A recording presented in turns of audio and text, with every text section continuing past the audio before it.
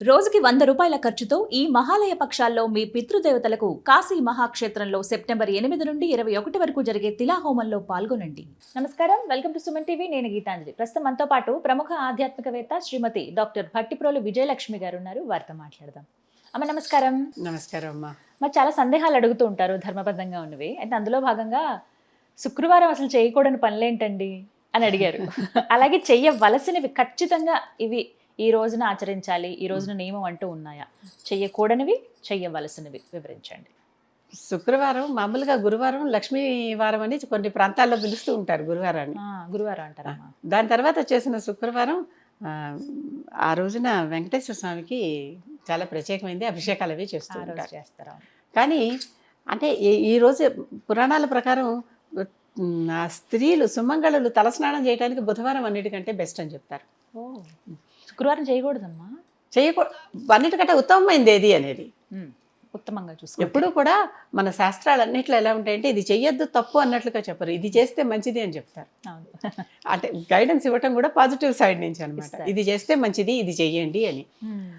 ఏదైనా సరే ఇప్పుడు అహింసా పరమో ధర్మ అనగానే వెనకాలే పక్కనే ధర్మహింస తథైవచ అని చెప్తారు. ధర్మహింస చేయొచ్చు, ధర్మాన్ని కాపాడటానికి హింస చేయొచ్చు, లేకపోతే మరి అధర్మీయులు అధర్మం చేస్తూనే ఉంటారు కదా.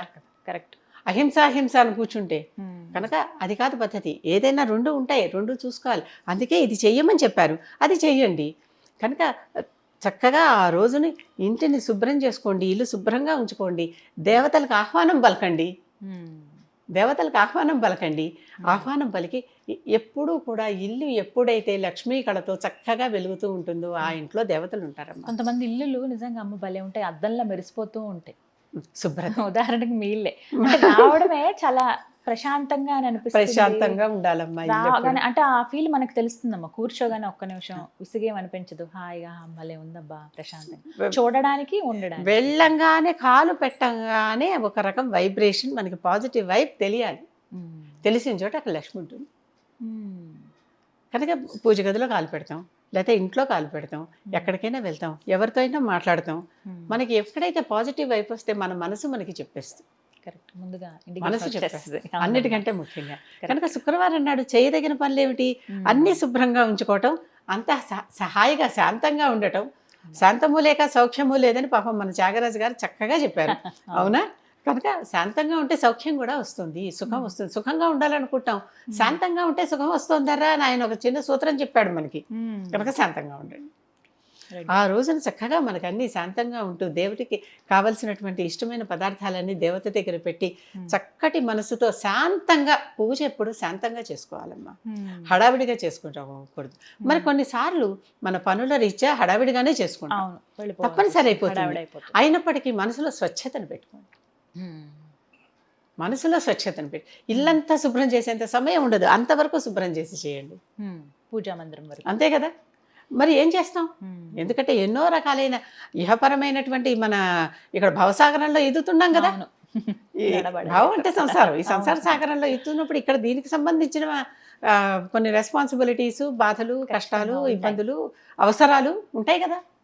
కనుక ఇవి చేస్తూ అవి చేయాలన్నప్పుడు ఎప్పుడూ కూడా గార్హస్థ్యం అంటామే, గృహస్థు చేసేటటువంటి ఆశ్రమం.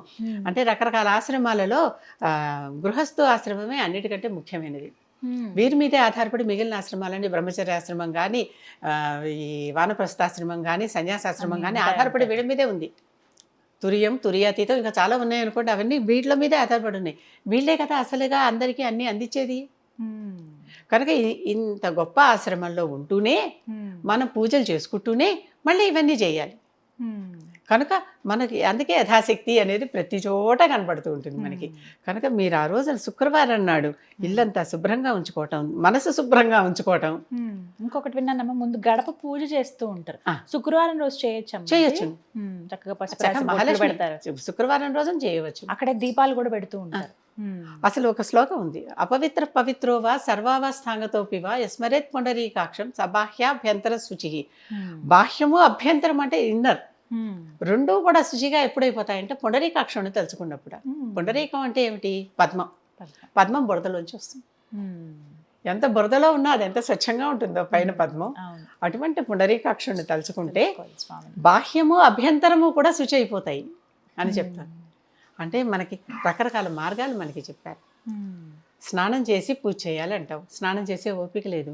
ఒక చిన్న విషయం, హిమాలయాలలో ఎంతోమంది ఎన్నో తరాల నుంచి ఎంతోమంది అలా కూర్చొని తపస్సు చేసుకుంటూ ఉన్నారు. వారికి రోజు స్నానం చేసే సౌభాగ్యం కలుగుతుందా? అంటే లోపల వాళ్ళు ఎప్పుడూ స్వచ్ఛంగానే ఉన్నారు అంత శుద్ధి కదా.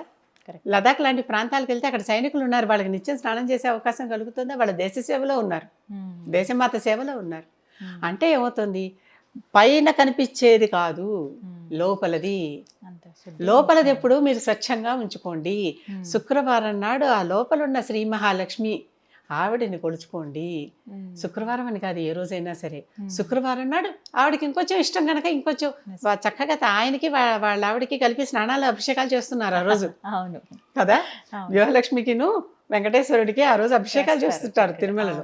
కనుక అటువంటి పరిస్థితిలో ఆవిడ అంత సంతోషిస్తోంది కనుక చక్కగా ఆవిడకి సంతోషించగలిగేటటువంటి పనులన్నీ చేయండి. ఇతర రోజుల్లో కంటే ఆ రోజు ఇంకొంచెం వెసులుబాటు చేసుకుని కొంచెం సర్దుకోవచ్చు కదా, కాస్త పనులు అటు ఇటు. అవును. సాయంత్రం అవగానే ధూపం వేస్తారు, ఇల్లంతా చక్కగా 6 ధూపం అసలు గంటలకి. ఆ ధూపంలో ఆవిడ ఉంటుంది కదా, మ్మ్. గంధం కదా, మ్మ్. గంధంలో ఆవిడ సుగంధ ఉంటుందని చెప్పుకున్నాం కదా, ఆ ధూపంలో ఆవిడ ఉంటుంది.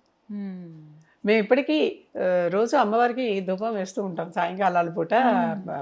ఆ, ఎప్పుడు గప్పుకొని తీసుకొచ్చి ఆ ధూపం వెలిగించి పెడితే ఇల్లంతా ఒకసారి గంధభరితం అయిపోతుంది, నిజంగా అమ్మ, మంచి పరిమళం. పరిమళ భరితం అయిపోతుంది. ఆ గంధం ధూపం వేయటం వల్ల గంధంతో తయారు చేస్తే ఆవిడ చాలా సంతోషిస్తుంది, వరాలు ఇస్తుంది. అందుకే ఆవిడ వరమహాలక్ష్మి, వరమహాలక్ష్మి. ఇవి వరాలు అలవాటు ఇచ్చేటటువంటి తల్లి. మ్మ్. ఆ వరాలు ఇచ్చేటటువంటి తల్లిని సంతోషంగా ఉంచితే ఇల్లు బాగుపడుతుంది. ఇల్లాలే కాదు, ఇల్లు కూడా ఇల్లు కూడా బాగుపడుతుంది. బాగుంటుంది. ఇల్లాలు బాగుంటే అన్నీ బాగుంటాయమ్మా. నిజం. ఆవిడ చేతిలోనే కదా. ఇంటిని బాగు చేసినా పాడు చేసినా ఇల్లాలే. అవును. అందరూ ఏదో పురుషుడు అంటారు కానీ కానే కాదు, మ్మ్. స్త్రీ వల్లే ఇల్లు బాగుపడుతుంది. నిజం. స్త్రీకే ఆ బాధ్యత, ఆ ధర్మము, మ్మ్. ఆ ప్రేమ అవన్నీ స్త్రీకి మాత్రమే ఉన్నాయి. చక్కగా పిల్లలు కూడా నేర్చుకుంటారు తల్లిని చూసి. చాలా మంది ఆ స్త్రీలకు ఎక్కువ బాధ్యతలు అయిపోయినాయి, తల్లి అనే డెఫినేషన్ని రీడిఫైన్ చేయాలి అని చెప్పిన పెద్ద పెద్ద వాళ్ళు కూడా, గొప్ప గొప్ప వాళ్ళు కూడా ఉన్నారు. మ్మ్. ఎంత రీడిఫైన్ చేసినా మనసు మనసే. అంతేగమ్మా, మనసులో ఉన్నటువంటి ఆ ప్రేమ అది అలాగే అలాగే ఉంటుంది. ఉంటుంది. కరెక్ట్. అది తప్పనిసరి కాదు, ఆటోమేటిక్. అది పిల్లల కోసం తల్లి కొట్టుకుపోయినట్టుగా.